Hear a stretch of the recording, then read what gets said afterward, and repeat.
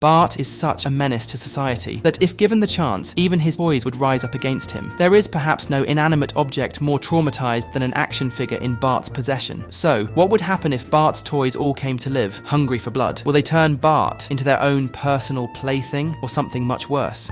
He lost his human parts. The Simpsons, just like every other responsible American, are participating in the election, one of the most terrifying days of the year. Everyone thinks they stand on the right side of history, but the truth is that each presidential candidate is worse than the other. Even though Marge and the kids are excited to do their part and start voting, Homer is back at home because he knows that no matter the result, humanity is screwed anyway. But Marge is insistent on Homer also voting, and she reminds him that his lack of vote could affect the three most important things in his life. Are you picturing the kids? Now that Homer knows what's really at stake here, he heads over to the election box to cast his vote. For someone like Homer, this decision is very difficult, but not because he wants to make a clear decision, more so because all the options are too confusing and his simpleton brain cannot deal with more than one selection. Lisa steps in to help her father decide the fate of America. Lisa reminds her father of all the bad things that occurred in the past 4 years, and Homer has to make a concentrated effort to list them all down, just to make sure that he is indeed making the right decision. I gotta do something.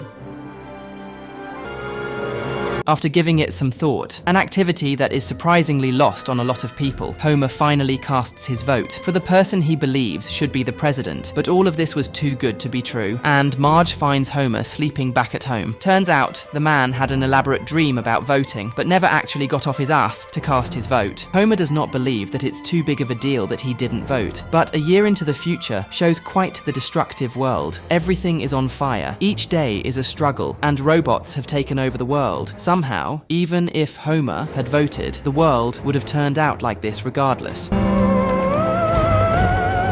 Now that the election horror story has come to a close, Bart's own macabre encounter with horror can continue. Now that Bart is turning older, he is packing away some of his old toys so that other kids can partake in the joy of playing with these dolls and action figures. But the real reason behind Bart's surprising act of kindness is not nice at all. Over the years, Bart has used his toys as his personal experimental lab rat, like a mad scientist, tinkering away with unholy experiments. Bart has abused, maimed, decapitated, blended, and sliced off all of his toys. Dabba-dooby, you got no redeeming quality. Marge is actually proud that her son is such an angel and is properly saying goodbye to his toys, and in order to reward him for being so normal, Marge buys Bart another action figure known as the Radioactive Man. Bart is super excited to get this new toy, but for him, this isn't really a new toy, it's actually a new lab rat. Once Bart leaves the room, Radioactive Man emerges from his box. The toy is glad that he finally has a good owner, because every toy dreams of having an innocent child to play with. But Krusty the Doll quickly gives Radioactive Man a rundown of how things work around here. Bart is not a sweet boy at all. In fact, all his toys are basically war veterans. Armlong, Tickled Out Elmo, and Headless Malibu Stacy. All of Bart's toys have PTSD, and now the next victim is Radioactive Man. The following day, Bart plays with his toys like an innocent child, and then casually throws Radioactive Man in the microwave. Instead of quickly helping out his new toy, Bart leaves the poor thing to explode and melt, like some sort of a grotesque plastic cake. Inside's melting. Decals loosening. With the death of Radioactive Man, the rest of the toys hold a funeral for whatever remains of his plastic vessel. The toys all have had enough of this military-grade torture, and they are determined to take revenge on Bart. One quiet night, while Homer and Marge watch TV, their sleeping son is slowly dragged away by his demonic toys. Musical romp starring Debbie Reynolds as Rosie. Bart wakes up in the treehouse, and now he is confronted by all of the toys he has ever wronged. The toys are ruthless, and they don't intend on sparing the boy. Bart pleads if he had known his toys had feelings, he would have never hurt them in the first place. Exactly the type of excuse a serial killer in making uses. That's Dr. Malibu Stacy to you. I specialize in plastic surgery. But the toys do not listen to Bart's lame excuses, and they quickly get to work. The torture that the toys inflict on Bart is nothing short of terrifying. Malibu Stacy drops her Barbie knockoff act and slices into Bart's head. The rest of this surgery is not shown, but after some time, Lisa finds her brother at the bottom of the treehouse, and it is clear that Bart has been lobotomized one or another. When Lisa tries to speak to Bart, she finds a string attached to his neck, and when she pulls the string, Bart speaks like a doll. The family quickly rushes Bart to the doctor, where it is revealed that the boy has, essentially, been turned into a toy. Bart's bones are Tinker Toys, he has a Build-A-Bear heart, and his brain is Pop Rocks and Silly Putty. Marge and Homer are devastated when they hear Bart profess his love for them like a toy. They have truly lost their public menace of a son, and now nothing can be done to help Bart regain his last essence of humanity. Over time, Bart has now become a plaything for his own toys. The toys somehow torture Bart a little too brutally. Lost his chance to be a human boy. Bart has no autonomy, no free will. He can't even reach to the torture he is being subjected to. And the main moral of the story is to never buy your kids any toys, because they will end up turning into wartime prisoners. Even though Bart's nightmare has come to an end, Homer's has just begun. After indulging in all of the Halloween candy, Homer will have to go home empty-handed. And the last time, Homer failed to give some hooligans candy. Their entire house was set on fire. Well, your kids did say trick or treat, so it's totally legal.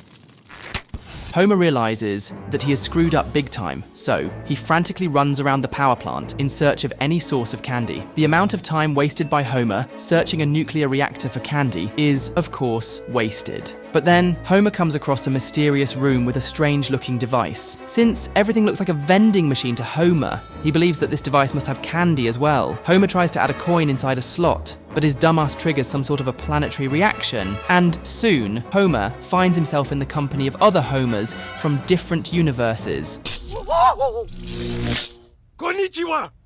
Unlike the Spider-Verse, the Homerverse is a dark and depressing place, and soon, Springfield is overrun by different Homers eating everything, creating chaos and destroying everything normal in sight. Every place is just a smelly, greasy mess. Oh, lolly, lolly, lolly, lollipop!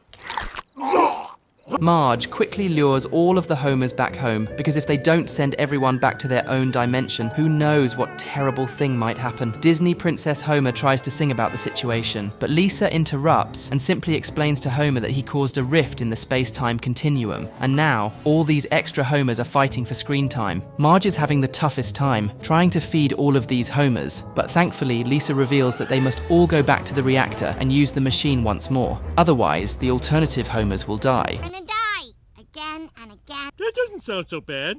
and again. All of the alternative Homers make their way back to the machine, but before they can fix things, Mr. Burns stops them. Apparently, the machine is a great way to create more cheap and lazy labor like Homer. And Mr. Burns does not want to stop that. In fact, Mr. Burns has created his own army of alternative Mr. Burns in order to stop Homer.